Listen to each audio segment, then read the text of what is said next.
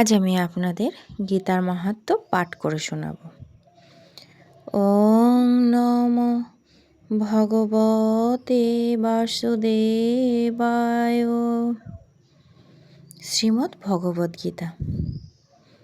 জয় গীতা, জয় শ্রীকৃষ্ণ। গীতা শাস্ত্রমেদং পুণ্যং ইয়া পঠেৎ প্রয়াত পুমান বিষ্ণু পদম বাপতি ভয় শোকাদি বর্জিত। শ্রীমদ্ ভগবদ গীতার দিব্য উপদেশ যথাযথভাবে পাঠ করতে পারলে অতি সহজেই সমস্ত ভয় ও উদ্বেগ থেকে মুক্ত হওয়া যায়। এই জীবনে ভয় ও শোকাদি থেকে মুক্ত হয়ে পরবর্তী জীবনে বিষ্ণু পাদপদ্মে চিন্ময় স্বরূপ অর্জন করা যাবে। গীতাধ্যায়নশীলস্য প্রাণায়াম পরস্য চ নৈব সন্তি হি পাপানি পূর্বজন্মকৃতানি চ। কেউ যদি আন্তরিকভাবে এবং অত্যন্ত গুরুত্ব সহকারে ভগবদ্গীতা পাঠ করে তাহলে ভগবানের করুণার তার অতীতের সমস্ত পাপকর্মের ফল ও তার উপর আর ক্রিয়াশীল হবে না। মলনিমজ্জনং পুংসাং জল স্নানং দিনে দিনে সকৃত গীতাম বর্ষি স্নানং সংসার মলনাশনম।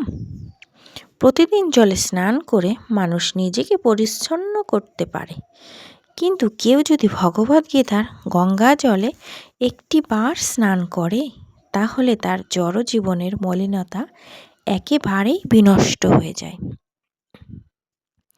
গীতা সুগীতা কর্তব্যা কি মন্যে শাস্ত্র বিস্তরেই ইয়া সরং পদ্মনাভস্য মুখ পদ্মাৎ বিনিসৃতা। স্বয়ং পরমেশ্বর ভগবান পদ্মনাভের মুখপদ্ম বিনিসৃত পরম বাণী সমৃদ্ধ শ্রীমদ্ ভগবদ গীতা পাঠ করাই পরম কর্তব্য। তা পাঠ করার পর অন্যান্য শাস্ত্র পাঠ করার আর কি প্রয়োজন থাকে। ভারতার মৃত সর্বস্বং বিষ্ণু বদ্রাৎ বিনিসৃতম গীতা গঙ্গোদকং পিত্বা পুনর্জন্ম ন বিদ্যতে। গঙ্গাজল পান করলে অবধারিতভাবে মুক্তি পাওয়া যায়, আর যিনি ভগবদ্গীতার পূর্ণ পীয়ূষ পান করেন বা করেছেন তার কথা আর কি বলবার আছে। ভগবদ্গীতা মহাভারতের অমৃত রস, যা আদি বিষ্ণু ভগবান শ্রীকৃষ্ণ নিজেই বলে গেছেন। সর্বোপনিষদ গাব দগ্ধা গোপাল নন্দন পার্থ বৎস সুধী ভোক্তা দুগ্ধং গীতামৃতং মহত। সমস্ত উপনিষদের সরাতিসার এই গীতাপনিষদ ভগবদ গীতা ঠিক একটি গাভীর মতো এবং রাখাল বালক রূপে প্রসিদ্ধ। ভগবান শ্রীকৃষ্ণই এই গাভীকে দহন করেছেন। অর্জুন যেন ঠিক গোবৎসের মতো এবং জ্ঞানী গুণী ও শুদ্ধ ভক্তেরা ভগবদ্গীতার সেই অমৃতময় দুগ্ধ পান করে থাকেন।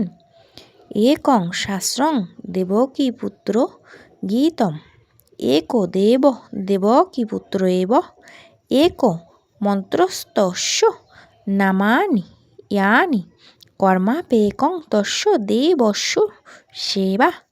এই ভগবদ্গীতা মাতা দেবকীর পুত্র শ্রীকৃষ্ণের দ্বারা গীত হয়েছে, আর শ্রীকৃষ্ণই এক এবং অদ্বিতীয় পরমেশ্বর ভগবান। তার দিব্য নামই সমস্ত মন্ত্রের সারস্বরূপ পরম মন্ত্র, এবং তার শ্রীপাদপদ্মে অর্পিত সেবাই ভগবৎ সেবা বা জীবের একমাত্র কর্ম।